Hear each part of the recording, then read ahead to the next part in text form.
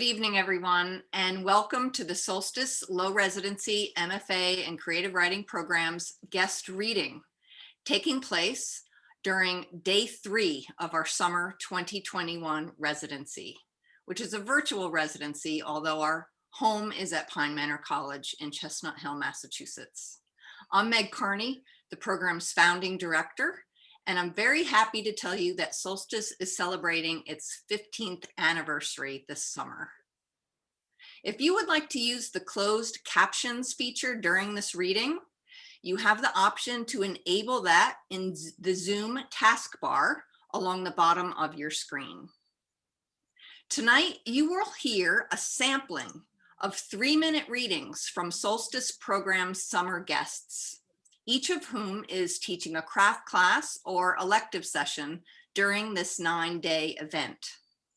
For tonight's reading, we will proceed in alphabetical order, featuring Nicholas Belardes, Anders Carlson-Wee, Victoria Cho, Rhina Espaillat, Debra Jo Immergut, Crystal King, Jennifer Murvin, Jenn Scheck-Kahn, Malcolm Tariq, and Shu C. Each reader will be introduced by a Solstice community member by way of a pre-recorded video. We will begin with Solstice alum Kimberly Kreines, who introduces Nick Belardes. I hope you enjoy our reading, and I'll see you again at the end.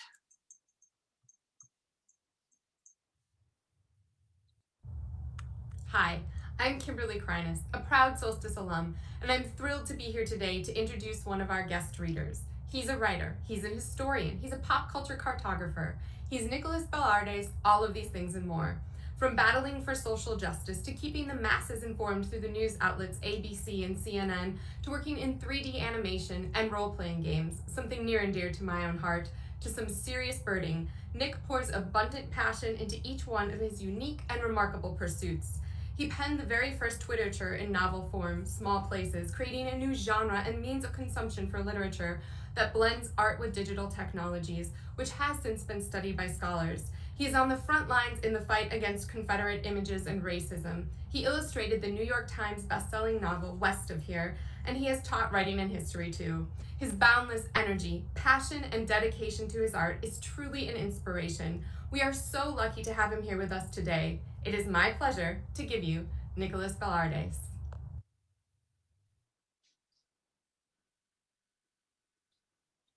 Thank you so much.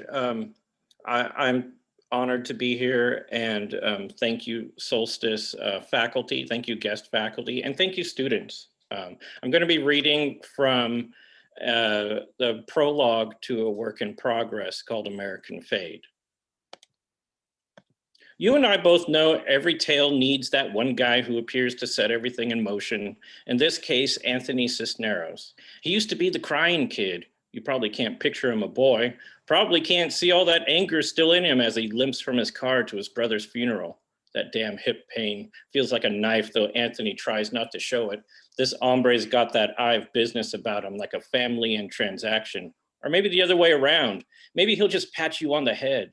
Either way, you can't see that crumbled Aztec pyramid of emotions under his skin. Cane in hand, white-haired, still handsome at 63. He takes one step at a time, slowly now. Got to get where he's going. He's got to enjoy every bit of life on the way there. You'd think because of those beautiful teeth, he hasn't aged at all, but he has. You know this. Look at that damn limp. He's headed toward the side door of the Chapel of Flowers. Hip pain, a reminder that not only is he in serious need of replacement parts, time's infinite dimensions are closing in. You see those old fingers ready to grab the door handle? He's ready for his big speech about his little brother, the SOB, the drunk, that fucker, to put it mildly. Alfonso was more than difficult at the funeral home, a regular escapee, a slurring, aging Vato crying for the bottle. Don't worry, you'll time travel. You'll get all the stars and their coronal mass ejections. You won't go all the way to Anthony's birth, all bloody out of the womb, dripping gore onto a hospital floor. No need for the light or the darkness of birth.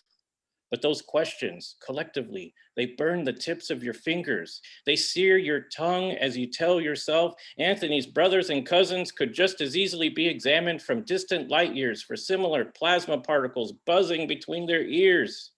This family, as you know, is a gargantuan brood of fractured males, derelicts, punks, drug addicts, murderers, murdered, cons, ex-cons, wannabe cops, soldiers, artists, musicians, even truck driver villains and drug-selling cholos.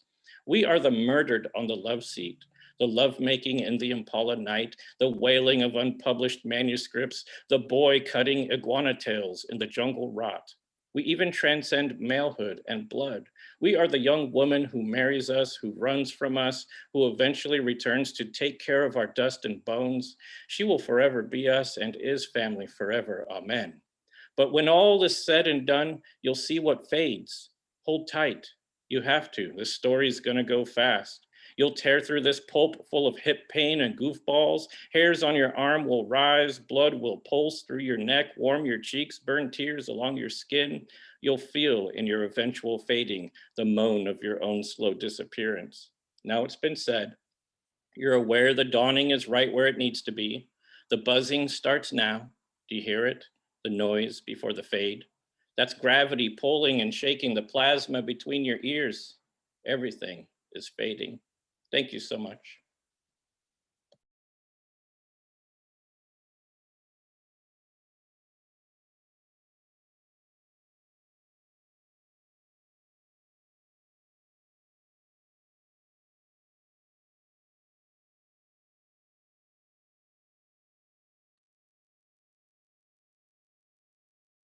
Anders Carlson-Wee is author of The Low Passions, published by W.W. Norton in 2019.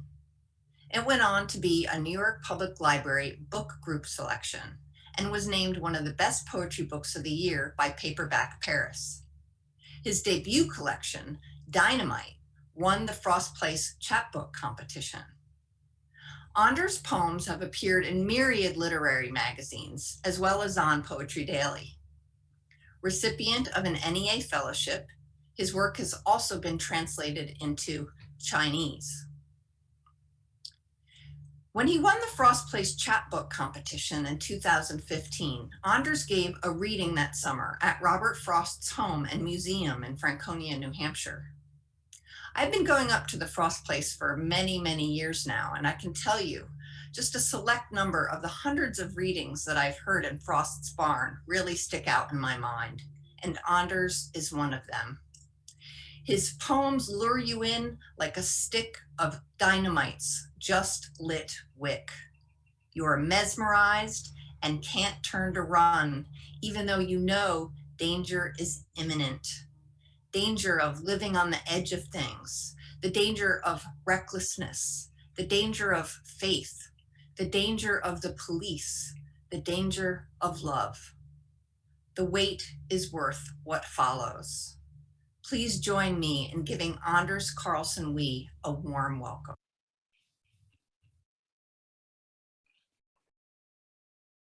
All right. Thank you all so much for having me. Thank you, Meg, for that wonderful and warm introduction. Very thrilled to be here tonight and to be reading. So thanks everyone at Solstice for making this happen, from the faculty to the staff to the students. I'm going to be reading a couple poems for you tonight, both from my collection, The Low Passions. This first one is about a game my brother and I invented when we were little kids, and it's called Dynamite. My brother hits me hard with a stick, so I whip a choke chain across his face. We're playing a game called Dynamite, where everything you throw is a stick of dynamite, unless it's pine. Pine sticks are rifles, and pine cones are grenades, but everything else is dynamite. I run down the driveway and back behind the garage where we keep the leopard frogs in buckets of water with logs and rock islands. When he comes around the corner, the blood is pouring out of his nose and down his neck, and he has a hammer in his hand. I pick up his favorite frog and say, if you come any closer, I'll squeeze. He tells me I won't. He starts coming closer. I say a hammer isn't dynamite. He reminds me that everything is dynamite. So for this next poem, I don't know if any of you have ever had the experience of getting turned around in the woods and sort of losing your way. But this next and final poem that I'll be sharing grows out of a sort of experience like that. It's called Primer, and a primer is a short booklet designed to introduce a child to a topic. Primer. And what if you have nothing? I pick up a stick.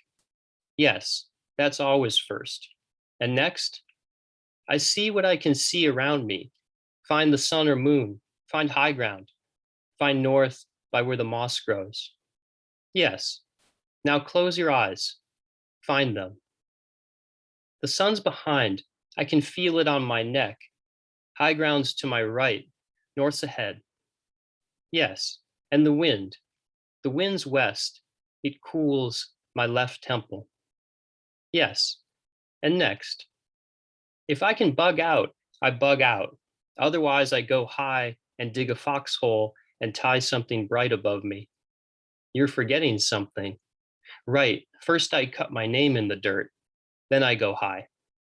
Yes, and next, I walk a loop with my bright thing in sight.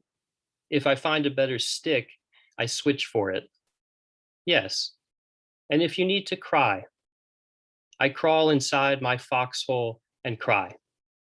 And what do you tell yourself as you cry? Someone's coming. Yes. And what if no one comes? Each hour, I call in all directions. I listen. Yes. And what do you listen for? Sounds that shouldn't be there. Yes. Sounds that should be there, but aren't. Yes. And what have you heard since we started? A bird. Yes. Another bird far away. Yes. A gust in the trees. Yes. Your voice, if your voice counts. Yes. My voice counts. Thank you all very much.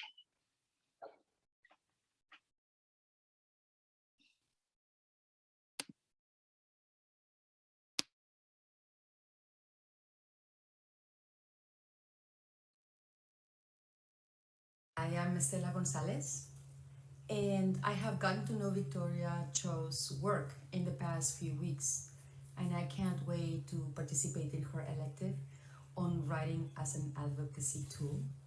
It is a topic near and dear to my heart, and I'm sure of many of yours. Victoria is a Korean American writer from Virginia, based in New York City. She deploys her writing as a tool for social justice and liberation. Her nonfiction essay, The Only Language I Speak, is a tiny Bildungsroman, a series of snapshots on discovering that she's perceived as other in her parents' country, in other Asian countries, and in her own, the US. In the last vignette, in the New York City subway, a white male drunk person chastises her for not speaking Korean. And in the end, quote, she says, I think of my guilt that I do not speak Korean the rest of the ride home, end quote. As these pains seep into Victoria's writing career, she turns them into a practice and a poetics of writing through the pain of not belonging and the claims of belonging. Such is her story Induction and her essay, You Write What You Read. Victoria's writing has appeared in many literary journals. She is a Kundiman Fiction Fellow, Avona Voices alumna, and has co-edited fiction in the Apogee Journal. Please join me in welcoming Victoria Jo. Thank you so much for that personalized, lovely introduction. And thank you so much to the Solstice MFA program for having me. I'm truly excited to be working with the students, and I'm truly honored to be here. Tonight, I'm going to read 2 micro essays that are forthcoming in the anthology Non-White and Woman from Woodhull Press. The first is called Audition. At the advertising agency where I temped, a white man said he loved the agency's Asian women casting calls. He always visited those auditions. I sat in the office where he spoke, though he spoke as if I weren't there, or he spoke because I was there. A new young temp in New York City on my own casting call. I wanted the role of making a life in New York City, but the audition was not going well. My $500 sublet with the air mattress on the floor and bank account balance of $41 made me suspect the city was about to close its door on me. I went to lunch and thought, this is me now. I work in Midtown. I am in advertising. Though I wasn't in advertising because I knew nothing about this industry, had no attachment to it, and was only there because the temp agency had no other jobs. I was a fake in an industry that emphasizes the fake, in a part of the city with glass-paneled buildings and gilded storefronts and security guards. Silks and crystals draped on milky pale models over their hollow frames and nippleless breasts and eyeless faces, but that man said he wanted to be in a room full of women who looked like me. My second micro essay is called Alien. My mother and aunt both received the double eyelid surgery. My mother, happy with hers, criticized my aunt's. She looks like an alien. Mom said I would receive the procedure when I was 18. She never asked if I wanted it. 1 in 3 women in South Korea receive cosmetic plastic surgery. In high school, when I wore makeup, I didn't know what to do with the eyeshadow because I do not have deep eyelids. I hated my eyes. My Asianness felt concentrated in this single feature that distinguished my appearance most from my white classmates. It's all in the eyes. I never left the house in high school without heavy mascara and eyeliner. My mother didn't mention the surgery again, and I didn't ask. I wanted different eyes, but I was afraid the surgery wouldn't make me look white. It would make me look alien. Thank you so much for having me.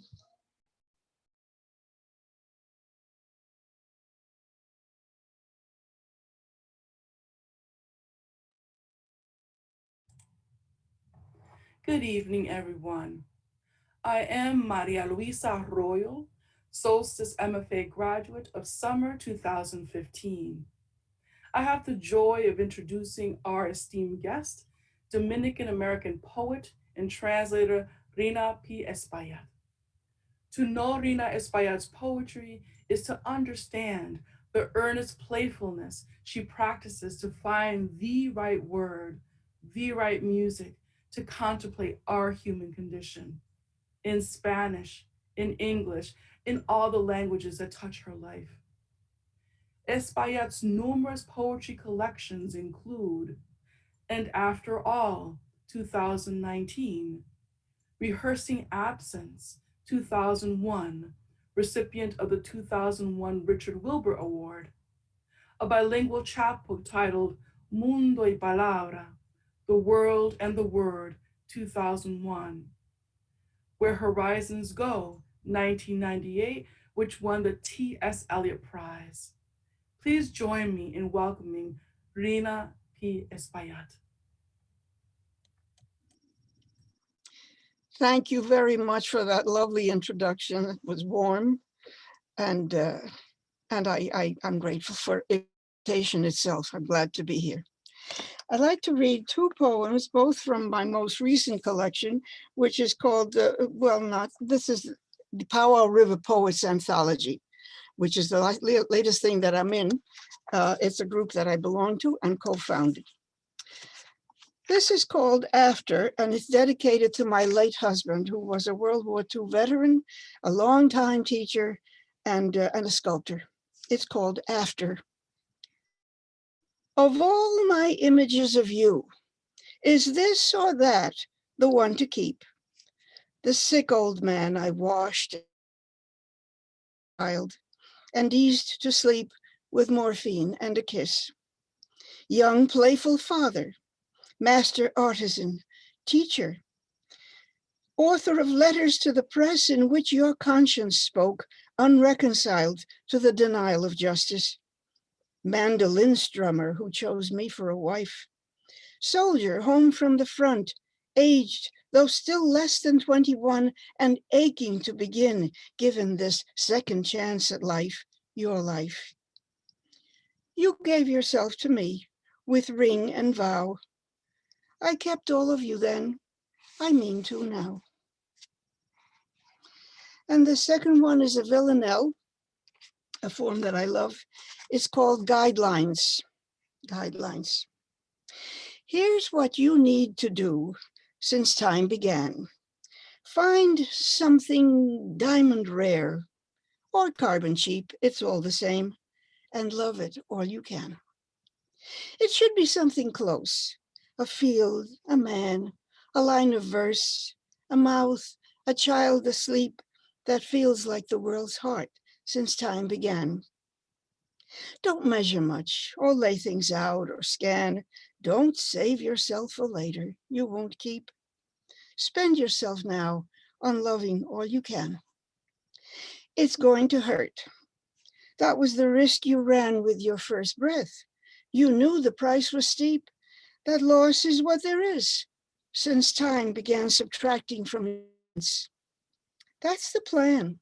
Too late to quibble now. You're in too deep. Just love what you still have while you still can. Don't count on schemes. It's far too short a span from the first sowing till they come to reap. One way alone to count since time began. Love something, love it hard, now, while you can. Thank you. Thank you very much.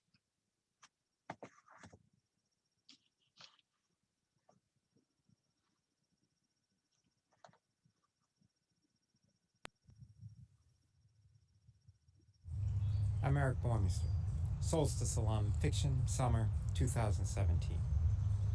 I'll pause for what I am sure is resounding applause. Debra Immergut, who has an MFA from Iowa's Writers' Workshop, which is widely known as the second best MFA for writing program in the country, is a recipient of Michener and McDowell Fellowships and has been long listed for the 2021 Joyce Carol Oates Literary Prize. She has had essays and stories appear in American Short Fiction, Narrative, The New York Times, Pank, and Hobart, among others, and has published a collection of short fiction titled Private Property. She is also the author of 2 novels, Captives, which was a 2019 Edgar Award finalist for Best Debut Novel, and You Again, a New York Times Best Thriller of 2020 and a finalist for the 2021 Gotham Book Prize. The New York Times describes You Again as dreamlike and immersive, like falling into someone else's alternative reality, calling it a stunning book, eerily relevant, and perfect for this time of deep uncertainty. Please welcome, with even more resounding applause, Debra Immergut. Thank you so much for that lovely introduction, and thank you, Solstice MFA, Meg and Quentin. I'm thrilled to be here and very excited to be teaching a workshop in narrative tension tomorrow. So our format tonight, though, really seemed to cry out for flash fiction. So I am going to read a piece that was published on January 1st of this year in Hobart, the online great zine, and it's called Kayak. I posted a picture of my rarely used kayak on Facebook late at night. I could sell this on Craigslist and make some cash, I wrote, but I'd rather see it bring joy to a friend. Then I slept. By the morning, 14 people had responded saying they would love to have it, dear companions, plus 2 people I'd worked with once. But I woke up with a premonition. Whoever took this kayak would die in it. I rescinded the offer and left the kayak sitting under the trees in the yard for the rest of the fall. It acquired a coat of yellowed pine needles and wet brown leaves. Before the ground froze, I dug a huge trench behind the shed and buried it under thick dirt, and in the spring, sprinkled on grass seed and straw. It became a small hillock, forgotten. Eventually, all my friends died anyhow, and so did I. 200 years went by, a few more, and some people, building anew, dug and hit the plastic shell in the earth. They dragged it out and set it in a meadow and used it to gather rain. The next year was very stormy, and a flood came and torrents took it. It floated down to the river and then into the sea. It now drifts, spinning in and out of riptides along the coast. I'm out here watching, still fearful that some misguided, hoping human will climb aboard, but also wondering if maybe now is the time for the joy. Thank you.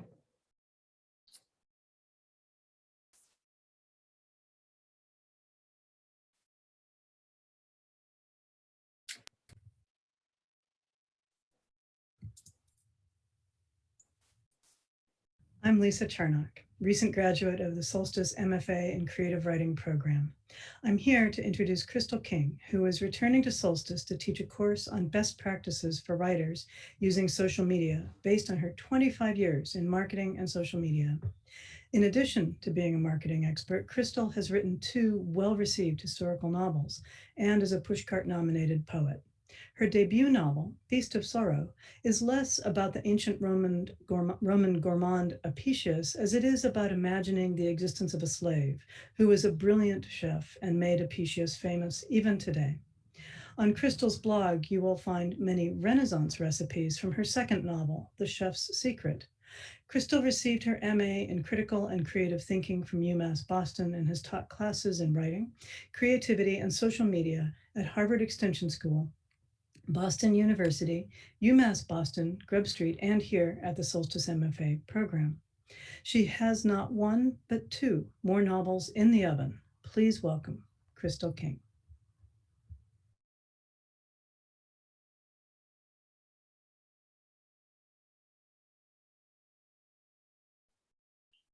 Crystal, you're on mute.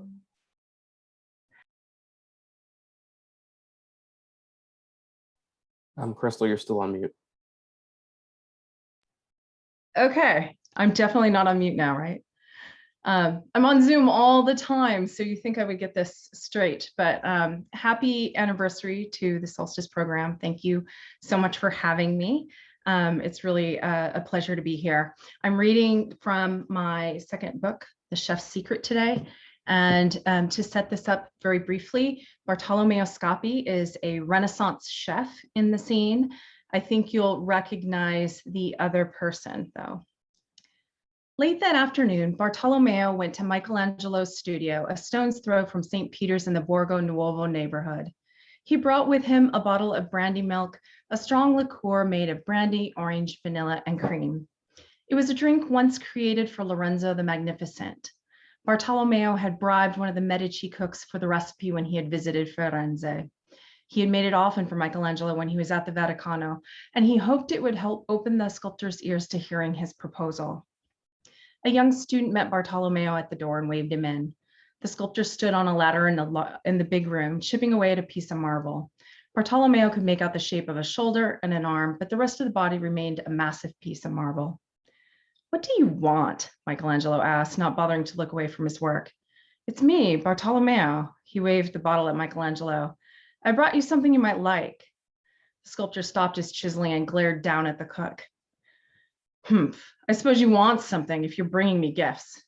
Despite his gruff response, he rested his chisel on the piece of scaffolding next to him and climbed down the ladder. He was nearing 60, and his descent was not as fast as Bartolomeo remembered it in the past. "I'm wondering if you might accept a commission." Michelangelo took the bottle from him and twisted out the cork. He took a swig, then gave a satisfied sigh. He looked at Bartolomeo. "A commission?" He began to laugh. It was a hearty, rueful sound that made Bartolomeo wonder why he'd even bothered to make the visit. Michelangelo clapped him on the back and waved him over to a long bench lining the side of the studio. Tell me, what could a Cuoco like you want me to sculpt? No sense holding back, Bartolomeo thought. Sugar. The sculptor started to lift the bottle to his lips once more, but at this word he paused. You want me to make sugar sculptures? Ha! The bottle continued the path to his mouth. I want you to make the molds. I'll pour the sugar and unset them, any design you want. The old artist snorted. I don't work in sugar. Bartolomeo took a gamble and stood. I'm sorry, my friend. I should not have asked. Sugar is a hard beast. I should not have assumed it was something that you could do. I'll find someone else to cast the molds for the Emperor's feast. He tipped his hat and began to head toward the door. No, wait. For the Emperor, you say? Bartolomeo grinned and turned back. Thank you.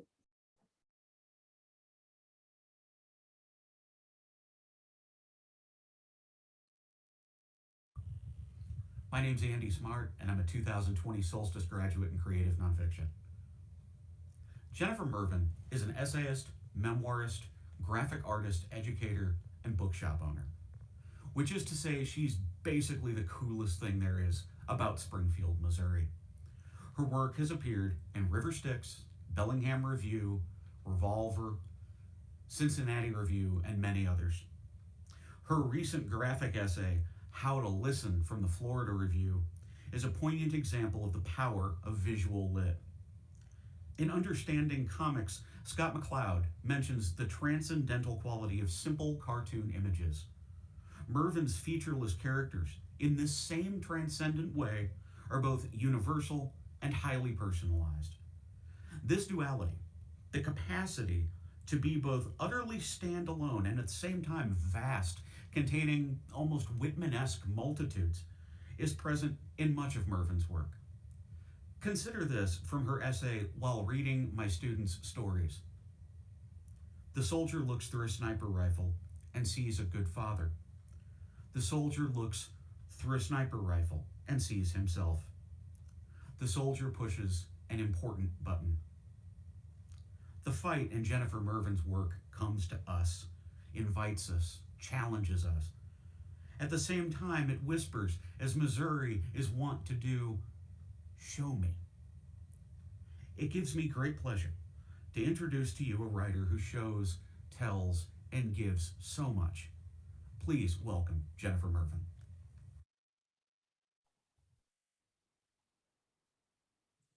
Oh my gosh, that was an amazing introduction. It really overwhelmed. Thank you so much. And thank you so much to Meg and Quentin for asking me to join this incredible community, and what an honor to be reading alongside such incredible writers this evening. I'm really grateful. So I'm going to read a graphic essay called Cannibal that I wrote when I was feeling pretty feisty about opinions people had about my habit of biting my fingernails. Cannibal. I bite them because it feels good. The skin between my teeth, biting away a crescent moon of nail, a loose thread of flesh. Do I swallow the skin? Dad wants to know. Then boyfriend, then husband, then boyfriend. What do I do after I bite? Where does it all go? They want to disgust me. They care. They know it's a bad habit. I'll say it sometimes. I'd like to stop biting my nails, I'll say. But then again, I'd like it to be sunny all the time. I'd like to sleep easy. I'd like certain guarantees. Where does the skin go? Maybe I eat it, but then again, isn't it mine? Sometimes I paint them, in which case I will peel the polish instead of bite, and then my mouth gets itchy, so I peel the polish, then I bite. Sometimes I'll peel where there is no polish, my nails a satisfying series of layers I uncover with my teeth and tongue, revealing them to myself like flakes in pastry.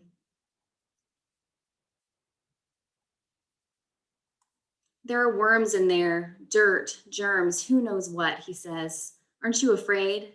He wants to shame me. He likes when I can scratch his back, tickle his skin, give him the chills. When I have nails, I can remove stickers, open packages. I can make someone bleed. I can scratch like a cat, like a record. I can click my nails on the table like a villain. Aren't you afraid, he asks, of the germs? I am afraid, I want to say, but not of the germs. No, it is not of the germs that I am afraid.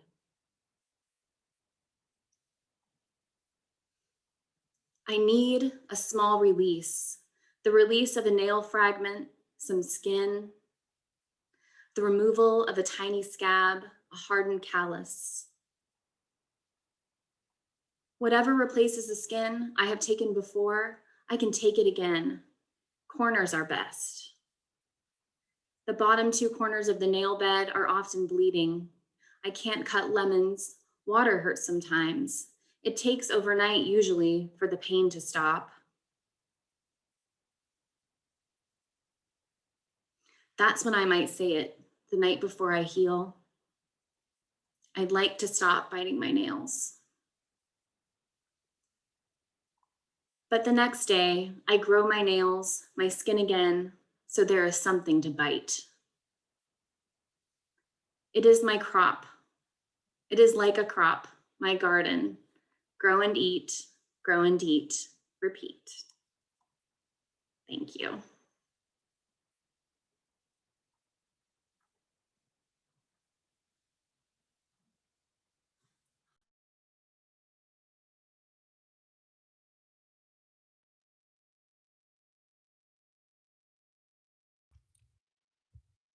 Good evening.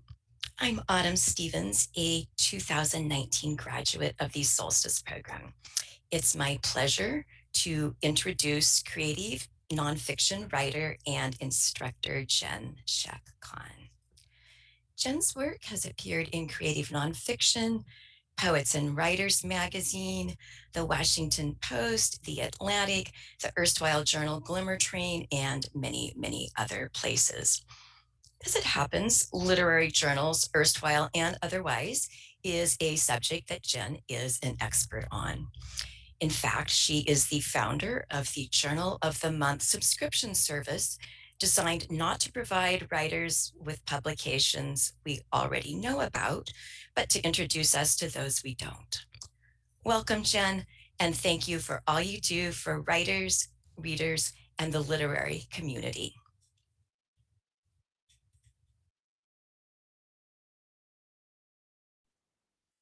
Thank you so much, and thank you for inviting me here today. It's a pleasure to be here reading with so many wonderful writers. I'm going to read tonight a humor list that was published recently in The Offing. It's called Kids, Brace Yourselves for a Post-Quarantine Existence. Breakfast dessert is no longer a thing. Pajamas are not suitable daytime attire, not even clean ones, not for any of us. Relatedly, Dad owns pants. Who knew? The street, there's no better place for a roaring game of scooter, red light, green light, but wait, cars. They're claiming back your asphalt playground, your badminton outfield, and your gallery of expertly chalked Chagalls for their treacherous speedway. From this point forward, no one is required, encouraged, or permitted to comply with these dress codes. Backwards clothing Mondays, tutu Tuesdays, two hump Wednesdays, thrasher Thursdays, forest creature Fridays, Santa suit Saturdays, and socks only Sundays. The fort room will now go by its former name, the family room. Those big upholstered pieces of foam that enclose the turret of your castle for these months, years, who knows, of confinement are actually called cushions, and they fill in the shell of a couch to make it comfortable for sitting, because that's what a couch is designed for, sitting. More on function versus full frontal. Although the following can technically conceal your privates: costumes, curtains, the dog's bed, the kitchen ficus, and even mom's clutch, they won't count as clothing, certainly not the type you'll be required to wear once we can move in air with wind. Remember when spring showers were your only showers? No more. Mom will be surrendering her office space for your future hygiene. The porcelain desk in which she submerged herself daily for conference calls is equipped with a faucet that, once you clear away the bedding and the noise-canceling surrounds, spews water capable of eviscerating the face paint from your hairline. Give it a try, but watch the empties in the broken glass. Inside the house, we will cultivate subdued hobbies like sleeping, which we will do exclusively in beds, your own, and at night. Family Olympics 2020-2021 are over. Your brother took gold in 9-room house golf. Your sister vaulted her way to victory off the bedroom dresser, and no one can ninja warrior a nursery like you. Congratulations to the anarchy of kids in captivity for their defeat of the Democratic Republic of the desperate for peace and quiet. May we never compete again. We love you more than anything, but we are not going to see you for a little while or a long while. This is not like when, during quarantine, mom would take the dog for longer walks than he wanted, or when dad got lost in the shower for an hour each morning. This time you are leaving us with shoes on. It's for school, the place where you go to ignore a paid professional for a change. You'll love it, and so will we. Thank you.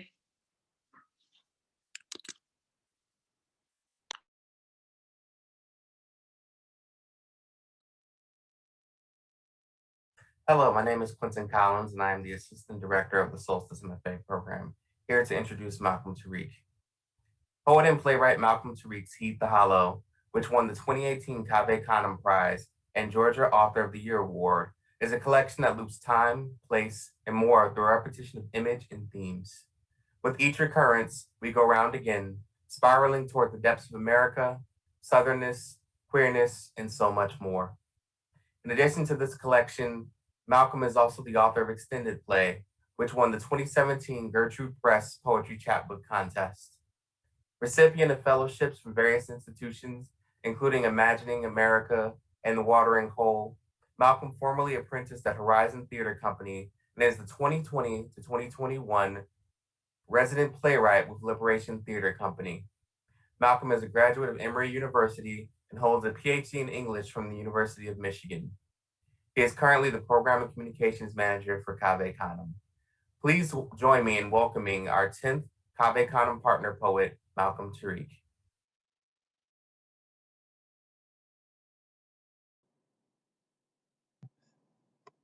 Hi, everyone. Thank you, Quentin, for that lovely introduction. And many thanks to you and Meg for the invitation and for bringing us all together. It's been really nice to read with everyone and meet some of the students earlier today. So thanks. This was great, even though we can't be in person, but it's been really lovely. So I'm going to read one poem and then maybe a second one. This poem is called, and I'm reading from my book, Heed the Hollow. This poem is called Slave Play. I'm searching for freedom within this bondage. Liken it to the Holy Spirit that caught my mother one Sunday. As she bent to buckle, I fled the body that asked my own to speak so freely and foreign. Such would be my safe word were I as daring. My body can break open at will, it's the mind that cannot. Insert cuffs and I'll think shackles, say whip and I'll picture a tree carved into flesh. So why am I on my knees again with hands for a stepping stool and a mouth's forum of folly for a chalice? This is my body, eat ye all of it. A black man tells me to call him a nigger, a white man wants to collar train me. See how I am both the dog and the bone. Dom, I shall not want. Lead me beside the still kudzu, entangle me within the loss of generations. I know who will lead me into this, but who will bring me out? O Master, teach me new ways to say I want when the tongue is but a muscle flexed on which word to be hung. Live by the word, the pastor tells me. I'll die by it. If not, by these feet bound one to the other, command me to follow. O God, what have I become? And then secondly, I'll just read this shorter poem. So at the McLeod Plantation Museum, McLeod Historic Plantation in Charleston, I think it's on James Island in Charleston, there is an marked off, I think they call it the African American Burial Ground, where they were gonna build a firehouse on this land, but they discovered 99 bodies of Black people who were owned by this plantation, and their bodies were so entangled into the earth that they couldn't excavate them, so it's just a marked off piece of land. And then I'm forgetting the year this happened, but there was a white nationalist who went to several places in Charleston specific to Black life, and he visited these places and did the white pride salute and other things, and then went into a church in Charleston and murdered 9 worshipers. This poem is called Self-Portrait as an Unmarked Grave. Do not seek the stone without the story, but even it cannot fit this hollow, and flesh shall not fail me. From here, cartilage, collagen, calcium whispers my descent. Witness what I've made of ruin. To our kind, death is no descending. Each year, bramble thick with thorn advances its assault. I rise. My dead, my living, spill above the earth, push through blood soil until you are made to stalk. Balance in cruel wind, tangle of limbs brown scar the landscape. Roots refuse to manument my bone. We monument. Carry that in your descendant order, no longer gentle, but violent bush evergreening deep in winter's scorn. Thanks.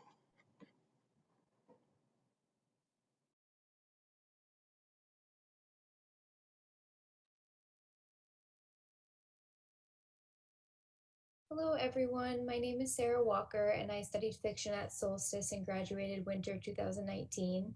I'm so happy to be back virtually tonight and introduce Chi-Chi. Chi-Chi is the author of 14 books, including 5 novels, 1 memoir, and 8 collections of stories and essays.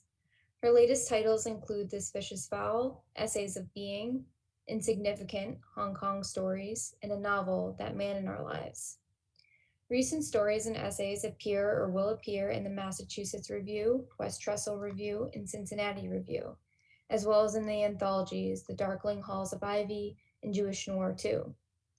Sue Silverman had this to say about This Fish is Foul, quote, Chi-Chi's writing is smart, international, and fluid.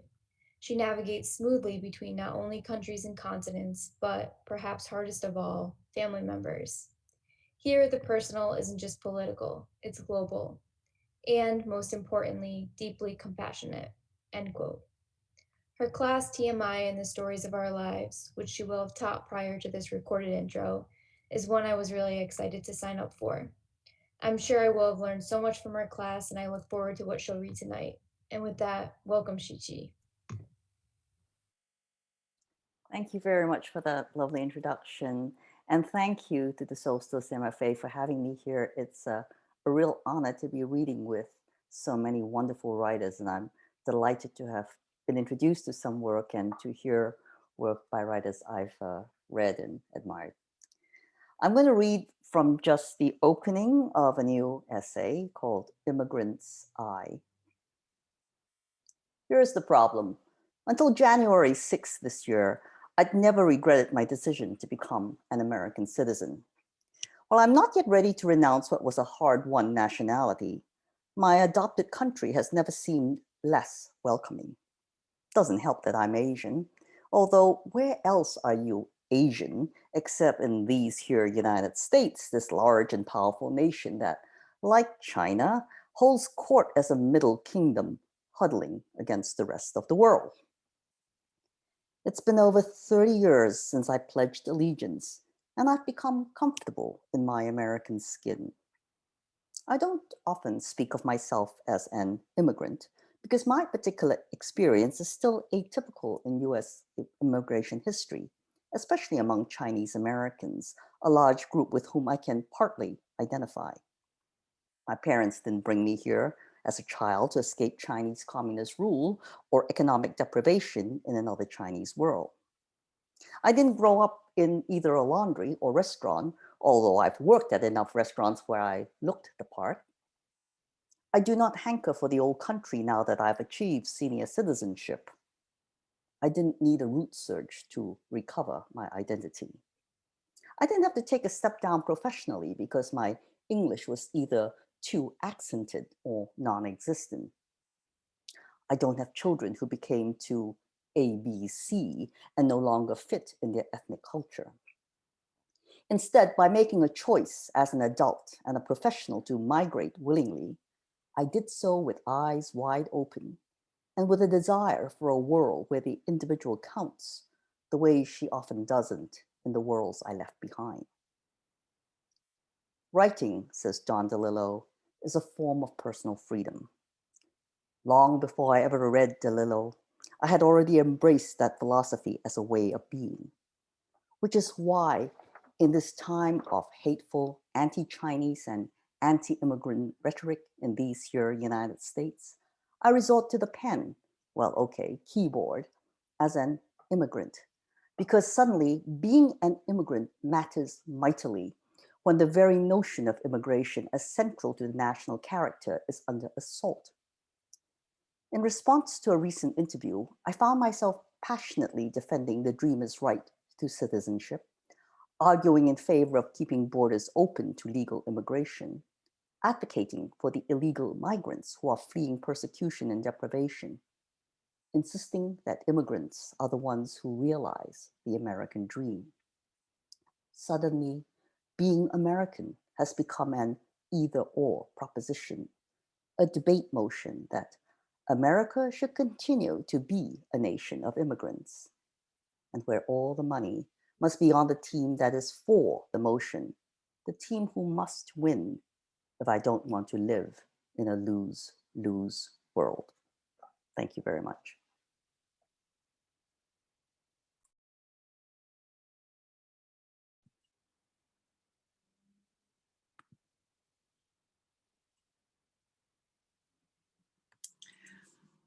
Wow, that was an amazing reading. And I know all of you listening agree with me.